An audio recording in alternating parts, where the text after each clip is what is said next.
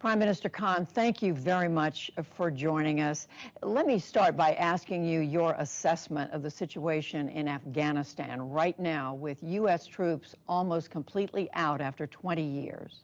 Well, Judy, I think the U.S. has really messed it up in Afghanistan. You see, first of all, they tried to look for a military solution in Afghanistan when there never was one. And people like me who kept saying that there's no military solution, who know the history of Afghanistan, people like me were called anti-American. I was called Taliban Khan. For anyone who objected to this way of, I don't know what the objective was in Afghanistan, whether it was to have some nation building or democracy or liberate the women, whatever the cause was, the way they went about it was never going to be the solution.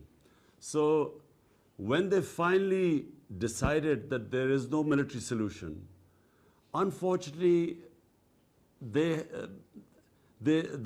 bargaining power of the Americans or the NATO forces had gone. When there were 150,000 NATO troops in Afghanistan, that was the time to go for a political solution. But once they had reduced the troops to barely 10,000, and then when they gave an exit date, the Taliban thought they had won. And so therefore it was very difficult for now to get them to compromise. It's very difficult to force them into a political solution. So because they think that, they won. Well, whatever has happened in the past, right now, the Taliban are on the ascendancy. They are, in fact, saying President Ghani should step down from office right now. Do you think he should? My view was that when President Ghani went for the presidential election, already the talks with Taliban had started. And Pakistan, I have to say, played a huge part in pressurizing the Taliban to talk to the Americans. So the Taliban were already talking to the Americans. And so I felt that President Ghani should not have gone for his election then. He should have waited. He should have made an inclusive sort of, the moment he held the elections, the Taliban became outsiders and he was the president. I felt that he should have delayed the election so that everyone could have been included in the electoral process. So automatically there would have been some political settlement. But once he became the president, he then wanted the Taliban to come and talk to him. Taliban did not refuse to talk to him. They were willing to talk to the Americans, to the other Afghan leaders, but they would not talk to President Ghani. And that's where the deadlock took place. Well, whatever has happened in the past, as we said, the Taliban now is on the rise in Afghanistan. Is that a good outcome for Afghanistan? See, the only good outcome for Afghanistan is that if there is a political settlement which is inclusive, so they form some sort of a government that includes all sorts of different factions there. Obviously, Taliban part of that government. The worst situation in Afghanistan would be if there's a civil war and a protracted civil war. And from Pakistan's point of view, that is the worst case scenario, because we face two scenarios. One, a refugee problem. Already Pakistan is hosting over 3 million Afghan refugees. And what we fear is that a protracted civil war would mean more refugees. Our economic situation is not such that we can have another influx. Secondly, the worry is that the civil war will flow into Pakistan, because the Taliban are basically ethnic Pashtuns. Now, there are more Pashtuns on our side of the border than in Afghanistan. And so the worry is that if this goes on, the Pashtuns on our side will be drawn into it. So that also is the last thing we want. And I do want to ask you about Pakistan. But before we leave Afghanistan, the United States has been asking your government for many years to help in the effort to limit, to fight the Taliban in Afghanistan. But the U.S., other organizations now say they have massive amounts of evidence that Pakistan has helped the Afghan Taliban with military, with intelligence, has helped them financially. How do you explain that this is a terrorist group operating in Afghanistan? How do you explain the support your government has given repeatedly over the years to the Afghan Taliban? Judy, I find this extremely unfair. And so you should know a little bit of the history. Come 9/11, Pakistan had nothing to do with what happened, the terrorist act in New York. Pakistan, in the sense that Al-Qaeda was based in Afghanistan, there were no militant Taliban in Pakistan, no Pakistani was involved, and so when the Pakistani government decided to join the US's war on terror, this country was devastated by that. 70,000 Pakistanis died in that war, which we had nothing to do with. We had over $150 billion lost to the economy. Now, you know what happened in Pakistan? We had these, in the 80s, the militant groups created to fight the Soviets, funded by the Americans, trained by the Pakistan Army. When we joined the American war on terror, and these groups were trained to fight foreign occupation, which was the Soviets, but now when the Americans came, we told them that no, this is no longer jihad, it's terrorism. They turned against Pakistan.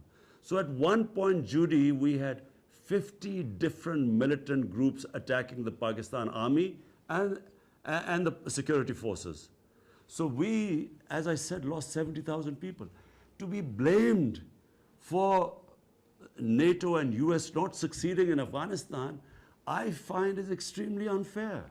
It's not the only thing that's blamed, but it's an important thing that's blamed, in that the Afghan Taliban has always been able to have a safe haven next door in Pakistan. And again, the U.S. says it has mountains of evidence that your ISI, other elements of the Pakistan military, have helped the Taliban in Afghanistan over the years. Just in the last few days, there's a report 10,000 Pakistan fighters have crossed over the border to help the Taliban in this most recent fighting. So this is going on right now.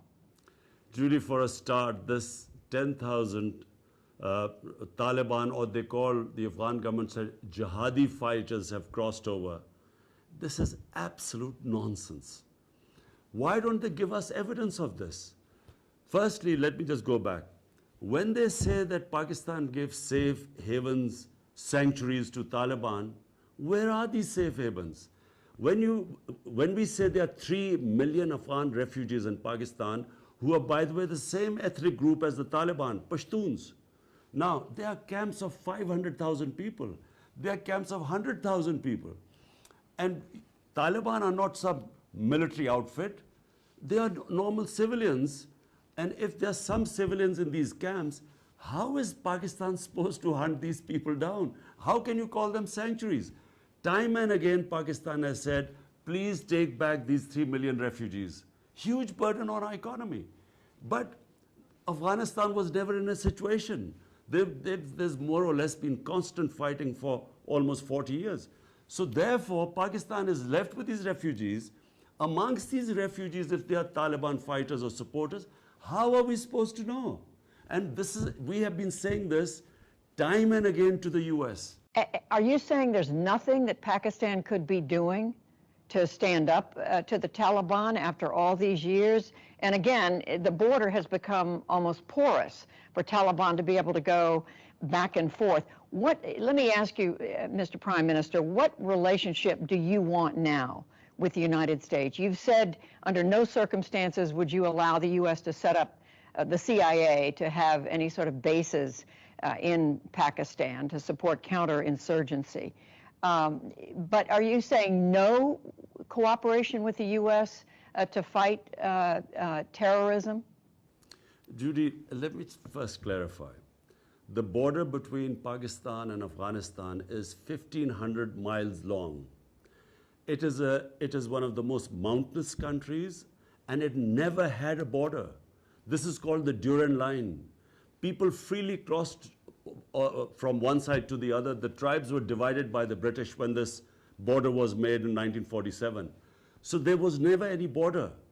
Now, what Pakistan has done, in order to stop these accusations that we are sending in people from here, this is the first time the border has been fenced. We have spent a huge amount of money to fence 90% of the border today. And finally, we will have a complete border there where there was nothing before.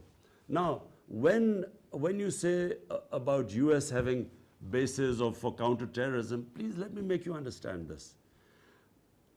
When a country loses 70,000 people and is bankrupted by this war on terror, when we joined the US after 9/11, we do not have the capacity to have any more fighting within our border, any terrorism within our country, because when we were in the height of that war on terror, which Pakistan joined, there were suicide bombs taking place all over the country. The businesses collapsed, tourism collapsed. So what we do not want to be is part of any conflict. Now, if there's a conflict going on in Afghanistan and there are bases in Pakistan, we then become targets. We will then become part of a conflict which we were in the last 15 years, and we do not want. We want to be partners in peace, but not in conflict. So are you saying, what sort of relationship do you want? What do you expect from the United States at this point? You're looking for a trading relationship. What is it that you want your relationship with the United States to be after this very fraught period of the last 20 plus years? Well, Judy, the last relationship was transactional. Pakistan was more like a hired gun. The US says that we paid you, gave you aid, and that's why you were fighting this so-called war on terror. Pakistan, on the other hand, felt that here was a country which had no need to be part of this war. It loses 70,000. I mean, which other country has lost 70,000 people fighting for someone else's war? So Pakistanis felt that here we were fighting US's war, our economy devastated, aid was minuscule compared to the amount of money we lost in the economy, and yet we were blamed for the failure in Afghanistan. This is the Pakistani point of view.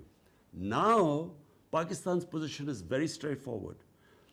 We want to help, and we have helped, getting the Taliban to talk to the US, got them on the dialogue table, and this will be vouched by Zalmay Khalilzad, who's the American point person in Afghanistan and dealing with the Taliban. We have done our bit. Now, what we cannot afford now, if there is civil war, what US wants is bases in Pakistan, if there's civil war in Afghanistan. So, but if there's civil war in Afghanistan, bear in mind, more than the Pashtuns in Afghanistan, only about 1/3 to the Pashtun population, so 2/3 are in Pakistan. We will immediately get stuck into it. There will be terrorism within Pakistan in support of the Pashtuns. We do not want, apart from anything else, our country cannot afford it. We have just recovered from a desperate economic situation, and we do not want to go through it again. I hear that message. At the same time, do you expect that if the Taliban does succeed in Afghanistan, you're going to have a country next door where women, for one thing, are not allowed to have an education after the age of 8, that you're going to have a country run by a group of terrorists, in effect? But Judy, what are we supposed to do about it? I mean, here were the US for 2 decades in Afghanistan trying to force a military solution. The reason why we are in this position now is because the military solution failed. Now, what choices have we got? The best choice is that somehow we have a political settlement of Afghanistan where it is, as I repeat, an inclusive government. So Taliban sit down with the other side and they form an inclusive government. This is the best outcome. There is no other outcome. because the military solution has failed. Then why can't Pakistan use more of your influence to get the Taliban to sit down and to agree to some sort of solution? Because right now, as you just said, that looks very, very difficult. But Judy, look, short of taking military action, and by the way, military action, how do you take military action against Taliban in Pakistan? Because apart from their leaders, a few families living here, all we have are refugee camps. And what are we supposed to do there to flush out in a camp of 500,000, how many hundreds of maybe Taliban fighters are there? How do we know that? So Pakistan's response is that if you want us to help you, then take back the refugees, then hold Pakistan accountable. In this current situation, all we can do is, whatever influence we have, push the Taliban for a political settlement, and I can tell you, no country has tried harder than us. Short of military action, we have done everything. But I repeat, when they think that the US is exiting and they are going to win, how much leverage have we got left? And in any case, half of Afghanistan is in Taliban hands. Why do they need sanctuaries in Pakistan? Are you prepared to accept Taliban victory next door? You're saying, in essence, there's nothing more Pakistan can do. Absolutely. There is nothing more we can do except push them as much as we can for a political settlement. That's all. But what happens in Afghanistan, we can only pray that the people of Afghanistan decide what government they want. And so we hope that that's what will happen in the end. They'll form some sort of an inclusive government. But that's for people of Afghanistan. As far as Pakistan is concerned, we have done what we can. And if people want us, when they say there's some Taliban crossing over the border, well, we have 3 million refugees here. So if the refugees go across the border, then hold us accountable. Then we will guarantee that no one will go across. But every day there are about 25,000 people who cross the border and come back because of the refugee situation here. Just final question, Mr. Prime Minister. If the Afghan Taliban is successful, that gives more strength even to the Pakistan Taliban. And its leader, Nur Wali Massoud, said in the last couple of days, quote, he's firmly hoping to take control of the Pakistani tribal border regions and make them independent. Well, you see, this is the worry, because when Pakistan was facing militancy and terrorism, from 2005 onwards to almost 2015, 10 years, what came into existence was the Pakistan Taliban. And this guy you are mentioning is a Pakistani Taliban. There were the Afghan Talibans, there were the Pakistani. And one of the groups that was attacking the Pakistani security forces was this Tehreek-e-Taliban. And this is exactly what I said.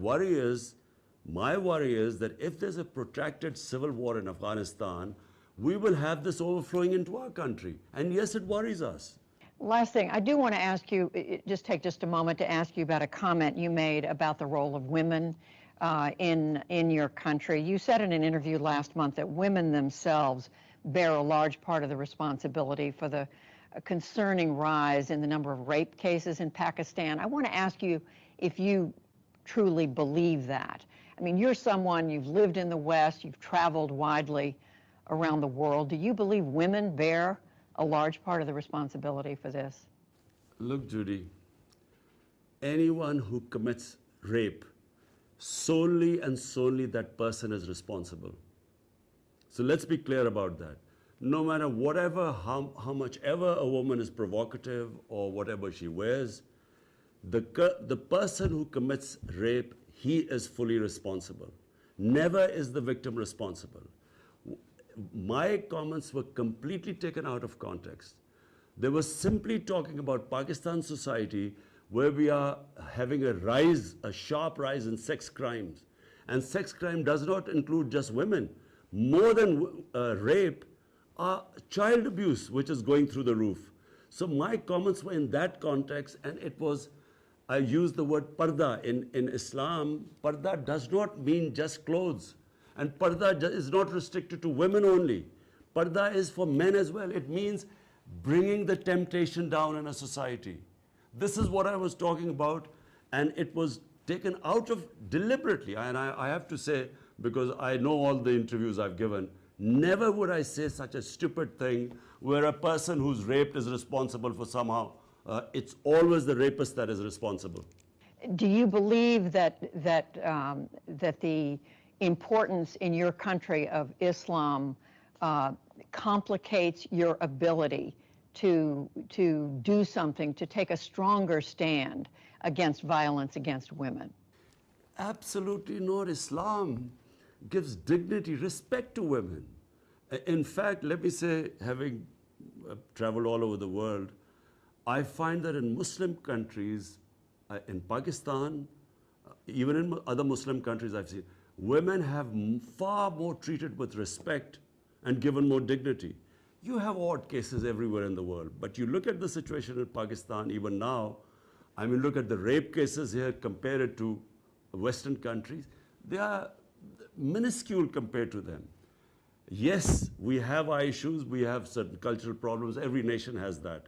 But that comes with cultural evolution, with education. But as far as a woman's dignity goes, respect, I can say after going all over the world, this society gives more respect and dignity to women. Prime Minister Imran Khan, thank you very much. We appreciate it. Thank you.